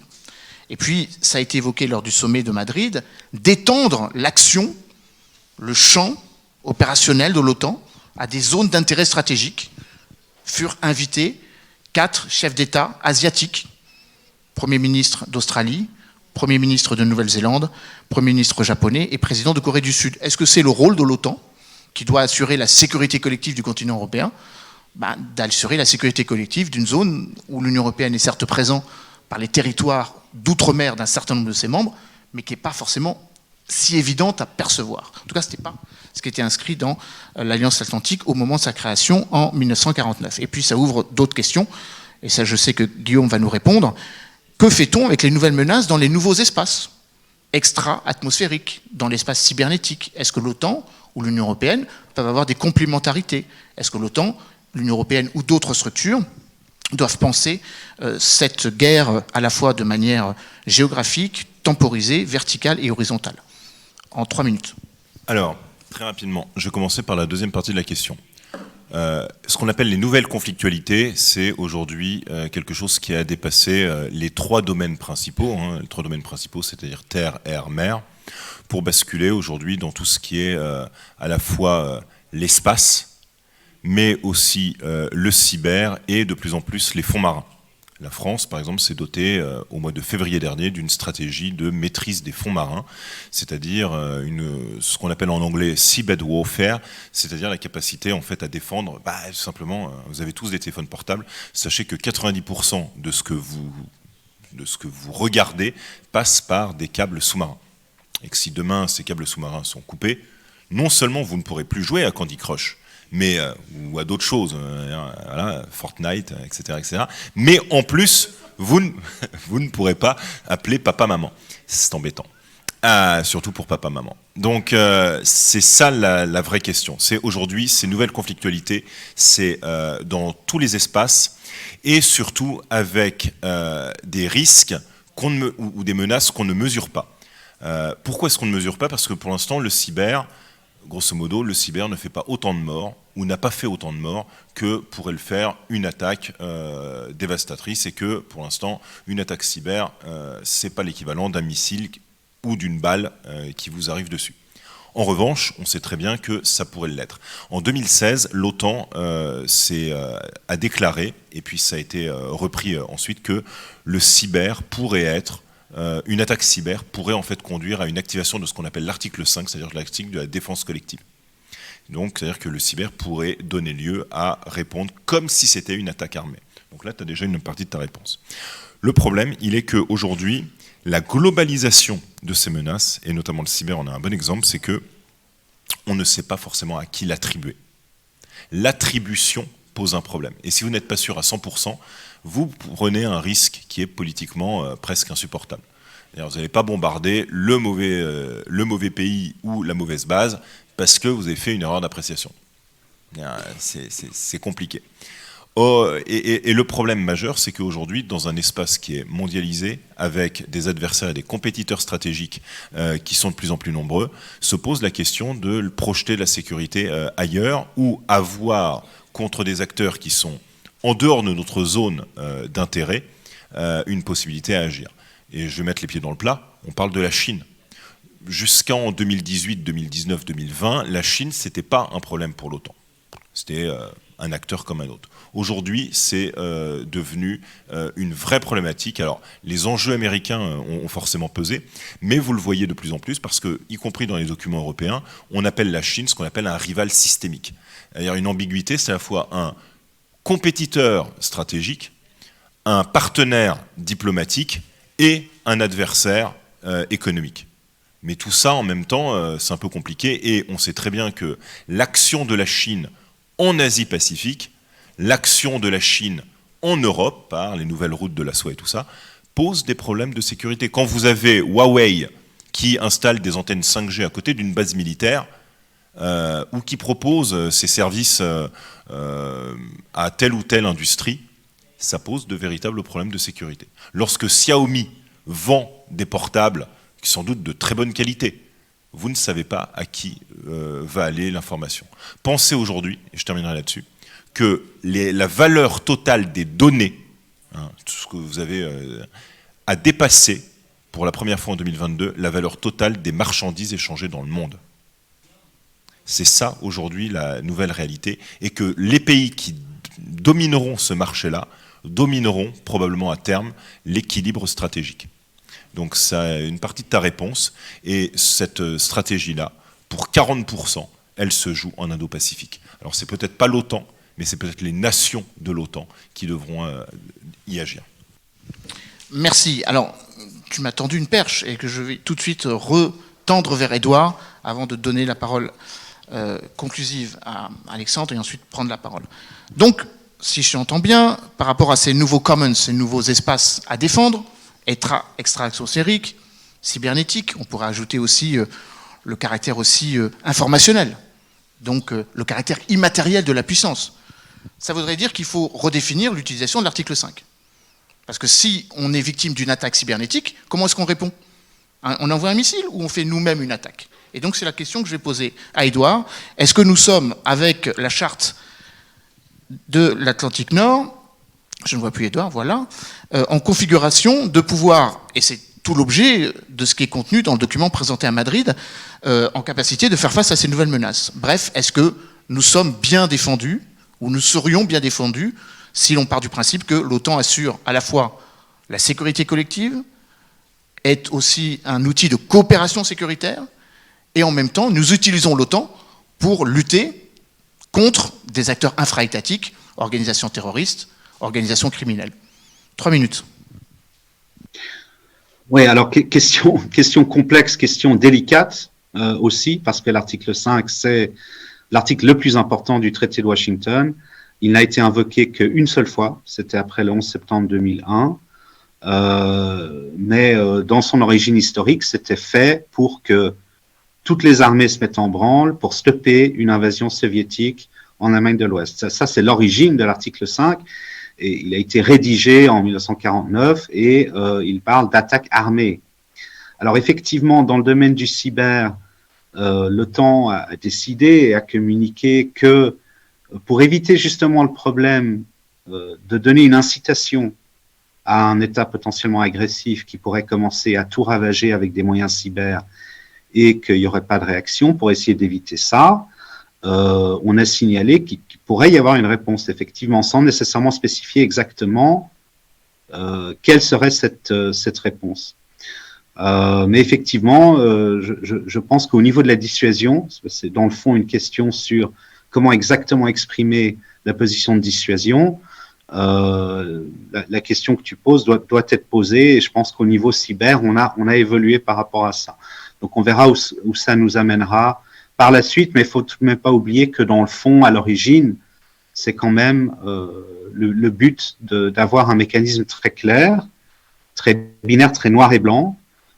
C'est seulement si un allié est attaqué, donc c'est par exemple pas le cas avec l'Ukraine, Donc c'est seulement les alliés, premièrement, et c'est fait pour des attaques extrêmement sérieuses, des attaques de type militaire, normalement. C'est ça l'idée.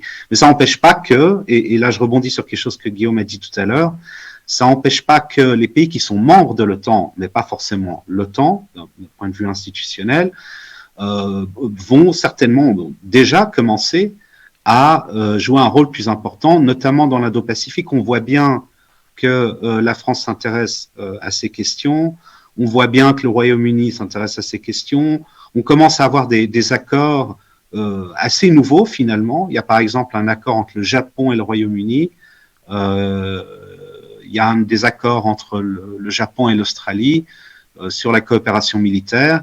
Il y a toute une architecture qui se développe aussi dans cette région-là. D'une manière générale, pour revenir à la question plus large, est-ce qu'il faut aller en dehors de l'Europe? Est-ce qu'il faut aller dans l'Indo-Pacifique? Est-ce qu'il faut aller en Afrique? Je pense que la réponse d'une manière générale, c'est oui, dans une certaine mesure, il faudra bien le faire, parce que si on en a besoin pour notre sécurité, pour nos intérêts de sécurité, il faut le faire. Le message le plus important que j'aimerais faire passer, c'est qu'à mon avis, et de nouveau, je suis optimiste à condition que nos dirigeants prennent des choix relativement courageux, des choix d'investissement dans nos capacités militaires et sécuritaires d'une manière plus générale. L'Europe peut faire beaucoup mieux que ce qu'elle a fait jusqu'à maintenant. Ce sont vraiment des choix. Mettre 3% du PIB sur les dépenses militaires, c'est tout à fait faisable. On ne va pas tous commencer à faire faillite. Pendant la guerre froide, beaucoup d'États d'Europe de l'Ouest où les États-Unis dépensaient beaucoup plus que 3% du PIB et on a eu beaucoup de croissance économique et il n'y a pas eu de catastrophe. Donc je pense qu'il faut se donner les moyens. Je pense que c'est surtout ça. Et ça, c'est vraiment des décisions nationales, c'est des décisions de budget national. Voilà. Merci. Merci Edouard. Alors Edouard met un peu la charrue devant les bœufs. C'est pas 3%, c'est 2%. Déjà, ce sera beaucoup. Mais si on arrive à 2%, je rappelle qu'il y a que 11 pays de l'OTAN qui contribuent ou qui consacrent 2% de leur PIB. La France n'y est pas tout à fait. Hein, corrige-moi si je me trompe, on est à 1,9. Avec le Covid, avec la contraction du PIB, on est passé à 2,05. Enfin, on n'y est pas tout à fait. Enfin, l'objectif qui était fixé à Norfolk en 2014, c'est qu'il y ait 2% des 30 pays de l'OTAN à l'horizon 2024. On n'en est pas tout à fait là, mais je reconnais le caractère volontariste d'Edouard qui dit qu'il faut qu'on tende vers 3%, comme le font un certain nombre de pays scandinaves. Alexandre. Oui, c'est 2%, mais il manque quelque chose. C'est 2% du PIB dépensé pour la défense, et à l'intérieur de ces 2%, il faut 20% dépensés dans le rééquipement, c'est-à-dire les investissements, les technologies, le renouvellement des armements, etc. Et là, il y a encore moins de pays qui le font, puisque, comme je l'ai dit, dans les années 90, on a beaucoup professionnalisé, donc on a une masse salariale qui a considérablement augmenté, et beaucoup d'armées, en fait, ont aujourd'hui un tout petit réserve ou consacrent toute petite part de leur budget pour se rééquiper. On revient sur les questions. La première question, est-ce qu'il faut projeter des forces et jusqu'où faut-il hypothétiquement projeter ces forces pour défendre des intérêts nationaux ou des intérêts régionaux? Et puis deuxièmement, est-ce que c'est à l'OTAN de le faire? Alors moi je dirais dans les deux cas la réponse est oui. Et la réponse est oui pour précisément une question d'argent. Plus vous allez loin, plus ça coûte cher. De transporter, de déployer des unités, on va dire, en Afrique, ça coûte de l'argent, mais ça coûtera moins d'argent que de les déployer en Asie. Et on se rend compte, parce que j'ai participé à passablement de discussions en Grande-Bretagne, que la volonté de rester un acteur important dans la sécurité en Asie pour la Grande-Bretagne, eh bien, c'est quelque chose qui représente des dépenses absolument considérables. La Grande-Bretagne pouvait mettre à disposition un navire en permanence dans le golfe d'Aden.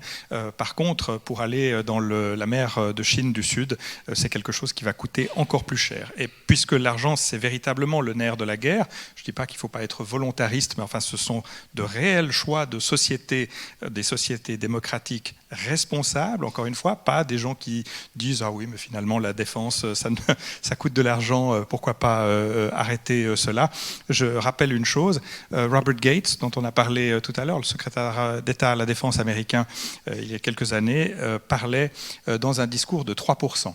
C'est-à-dire que si vous ne faites rien du tout, à la fin de l'année, ce que vous étiez en train de faire l'année précédente va coûter 3% de plus. C'est l'inflation.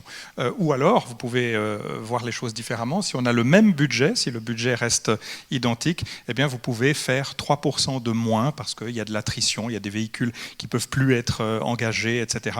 Donc, il faut être sensible à cela. Et cela a conduit à une théorie que je trouve assez intéressante et je l'applique, encore une fois, je ne donne pas de leçons et je ne fais pas de critiques. Je l'applique en premier à mon pays. C'est la problématique des armées bonsaï. Vous savez ce que c'est qu'un bonsaï ? Un bonsaï, vous avez un arbre, vous imaginez un grand pin, un grand arbre, un sapin, enfin peu importe. Et puis, dès son plus jeune âge, vous coupez les branches, les feuilles, etc. Et à la fin, vous avez un arbre miniature. Alors, vous avez une forme parfaite. Enfin, c'est la forme de l'arbre, si j'ose dire, à l'échelle 1-1. Mais c'est un arbre miniature qui ne donne finalement pas beaucoup d'ombre. C'est la problématique de ces armées bonsaï européennes, où vous avez la volonté de maintenir les documents de politique de sécurité, les livres blancs d'il y a 20 ou 30 ans, c'est-à-dire on veut pouvoir faire de la dissuasion nucléaire, du renseignement, on veut pouvoir briller dans les 6 dimensions dont on a parlé tout à l'heure. Tout cela est absolument excellent, mais pour être bon dans ces 6 domaines, dans ces 6 sphères d'opération, ça coûte quand même très très cher. Et ce qui, parce que quand même je vais terminer sur une note positive, la chose qui nous sauve et qui nous sauvera probablement, c'est que même les États-Unis d'Amérique, même le département de la défense américain a admis aujourd'hui qu'il ne pouvait pas être au top, il ne pouvait pas avoir la suprématie dans ces 6 différentes sphères d'opération électromagnétiques, terrestres, spatiales, etc. Et donc, quelque part, c'est peut-être pas l'Union européenne qui doit se gonfler ses dépenses au niveau des États-Unis, mais peut-être que c'est un effort de réalisme américain de redescendre d'un étage et puis d'apprendre une certaine humilité. Mais pour ce qui est de la réponse à ta question, ce sera l'OTAN parce que ça coûte moins cher et 2% du PIB, ben, ce sera beaucoup moins cher que ce que devront dépenser les membres du club européen s'il s'agit d'être une véritable puissance capable de projeter des forces et de jouer un rôle stratégique à travers le monde. Merci Alexandre pour cette leçon de jardinage finalement, mais c'était effectivement très illustratif. Alors je vois qu'il y a quelques personnes qui quittent la salle, je suis vraiment désolé, on est un petit peu en retard, mais je vais tout de suite donner la parole à la salle parce que je suis certain que vous avez des interrogations ou des interventions à évoquer. Et ensuite, on fera une petite conclusion. Alors, qui veut prendre la parole ? Il y a un micro qui est sur des 2 côtés. N'hésitez pas. Le principe, c'est vraiment d'être... Ah, mademoiselle, devant.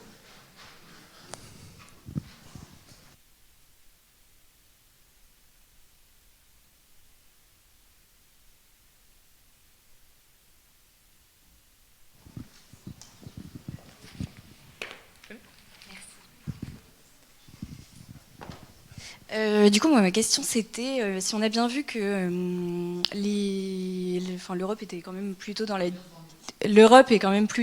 la dissuasion et finalement, c'est subjectif, mais je pense que c'est une bonne chose d'utiliser au maximum la dissuasion jusqu'à ce qu'on ne puisse plus.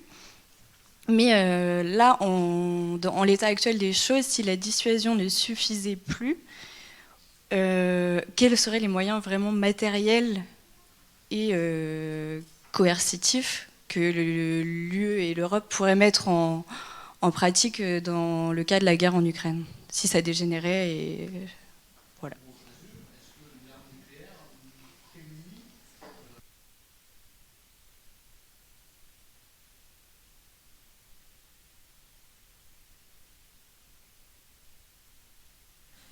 C'est une excellente question parce qu'en fait la dissuasion, ça marche tant que vous n'avez pas besoin de vous en servir. En réalité, la dissuasion, il n'y a qu'en France véritablement où on parle de dissuasion au sens dissuasion nucléaire. Dans une sorte de doxa, on parle dissuasion, c'est dissuasion nucléaire. Dans le reste des pays, et notamment au sein de l'OTAN, quand on parle de dissuasion, on parle aussi de dissuasion conventionnelle, c'est-à-dire avoir des forces militaires crédibles qui font que armée de terre, marine, armée de l'air, suffisamment importante pour qu'on ne vienne pas vous marcher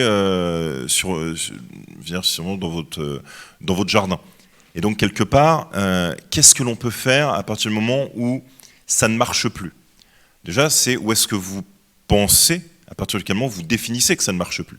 Si vous considérez que ça ne marche plus parce que les troupes russes sont devant Varsovie, puis après, devant Varsovie, sont à Berlin, et puis franchissent le Rhin à Strasbourg, là, quelque part, on peut vous dire que ça fait longtemps que vous auriez dû faire quelque chose. Si vous considérez que l'Ukraine n'est pas l'Union européenne, si vous considérez que l'Ukraine, c'est pas l'OTAN, c'est-à-dire ces deux cas, quelque part, on est déjà très, très limité. Il ne faut pas dire que l'on n'ait rien fait. Déjà, vous avez l'impact des sanctions. On peut en reparler, mais ces sanctions, elles commencent à faire mal. Elles se font sentir. Alors vous allez dire, oui, mais le trésor de guerre de Poutine, c'est vrai. Les sanctions, en plus, elles sont suffisamment larges pour que ça fait mal aux Russes, mais ça va nous faire mal aussi à nous. C'est aussi vrai. Mais derrière, il y a une réalité. L'Union européenne a pris des mesures, l'OTAN a pris des mesures, les pays baltes sont défendus, la Roumanie est défendue, le corridor des pays de l'OTAN est défendu, et pour l'instant, les Russes savent jusqu'où ils peuvent ou ils ne peuvent pas aller. Si à partir du moment où ils mettent un pied sur un territoire défendu par l'OTAN, on ne réagit pas, là, on aura un problème. Mais ce n'est pas un problème de dissuasion, c'est un problème de volonté politique. Et je terminerai là-dessus. La phrase qui a fait le plus mal sur la dissuasion, c'est le fait que le président Giscard d'Estaing ait avoué, après son mandat, que s'il avait eu le choix, ou si on lui demandait d'utiliser l'arme nucléaire, il ne l'aurait sans doute pas fait. Et donc on repasse là, cette fois, sur une question non pas de la crédibilité, pas une question des moyens, mais sur la volonté politique. Et je terminerai avec cette phrase britannique. La vraie dissuasion, c'est parler doucement et avoir un gros bâton. Alors, un complément, hein, il y a des armes conventionnelles qui sont parfois plus brutales et qui ont un effet plus dévastateur que des armes tactiques du kilotonne que peuvent réutiliser, j'espère pas, mais que menace d'utiliser la Russie. Un élément de contexte. Alexandre. Oui, alors on a parlé, ou la réponse à votre question était une réponse très française. Peut-être d'un point de vue OTAN, la dissuasion, c'est effectivement pas uniquement une question nucléaire, mais je dirais que sur ce plan-là, il faut se poser une question. Beaucoup de pays européens ont fait le choix, depuis les années 90, de la qualité, de la précision, et par défaut, pas de la masse. Or, le conflit auquel on est en train d'assister aujourd'hui, ce n'est pas un conflit de matériel de grande qualité, compétences technologiques, mais c'est un conflit de masse. Et donc, il faut se poser la question, quelle peut être la réponse, pas uniquement en termes d'engins guidés de très très haute précision et vraiment qui évitent tous les dégâts collatéraux et certainement qui obéissent à toutes les normes CO2 européennes. Mais la question c'est combien de chars, combien de missiles, combien de pièces d'artillerie. Je vous rends juste sensible à une chose. Avant, disons si on exclut la Scandinavie, il y a plus de chars de combat et d'avions de combat modernes en Turquie qu'il y en a parmi les pays de l'Union européenne. C'est bien pour ça qu'on incite nos amis allemands à contribuer à la modernisation de leur Léopard 3 et de notre char Leclerc. Oui, Léopard 2, pourtant vers ce qui serait un Léopard 3, ils n'entendent pas forcément la musique de la même manière. Y a-t-il d'autres questions, à moins que Edward veuille répondre aussi à la question sur la dissuasion? J'ai rien à ajouter. Hein. Très bien. On te redonnera la parole, Edouard. Alors, y a-t-il une ou deux autres interventions? Une ou deux. Allez, une. Dernière. C'est compliqué. Jeter comme ça. Ah, mademoiselle. Oui, elle sera rapide. Elle sera synthétique. Merci beaucoup pour votre intervention. J'avais juste une question vis-à-vis de la légitimité de l'OTAN et par extension de l'UE vis-à-vis du droit d'ingérence et du droit de guerre. Quelle légitimité détient-elle encore entre ce qui s'est passé Kosovo, Irak, Libye et aussi après l'inaction complète dans d'autres cas comme le Darfour ou aujourd'hui la Chine ou à certains égards l'Ukraine? Quelle est encore la légitimité de l'OTAN quand il y a une paralysie du Conseil de sécurité pour assurer le droit humanitaire? Alors c'est une question qui nous ouvrirait le débat, mais je vais me tourner vers Edouard. Je pense que notre collègue suisse va sûrement mieux répondre que moi, mais c'est une question extrêmement difficile et puis il faut comprendre que les choses changent avec le temps. On a une communauté, surtout en Occident, une communauté peut-être un tant soit peu idéaliste, mais que je respecte beaucoup. Et on a une discussion très forte dans les années 90 sur la responsabilité de protéger, responsibility to protect. Je ne sais pas comment ça se dit en français, mais il faut avouer que dans un monde dans lequel on revient vers la compétition entre des grandes puissances qui utilisent l'instrument militaire, ça va devenir sans doute encore plus difficile qu'avant que d'intervenir pour stopper certains conflits. Et en prenant en compte que même dans les années 90, alors que la guerre froide était terminée, souvent, quand on est intervenu, on l'a fait avec beaucoup de retard, après des montagnes de morts. Monsieur Vautravers a mentionné le Rwanda et la Bosnie. Et puis au jour d'aujourd'hui, je ne sais pas si ça va être mieux. Voilà. Merci pour la franchise de ta réponse.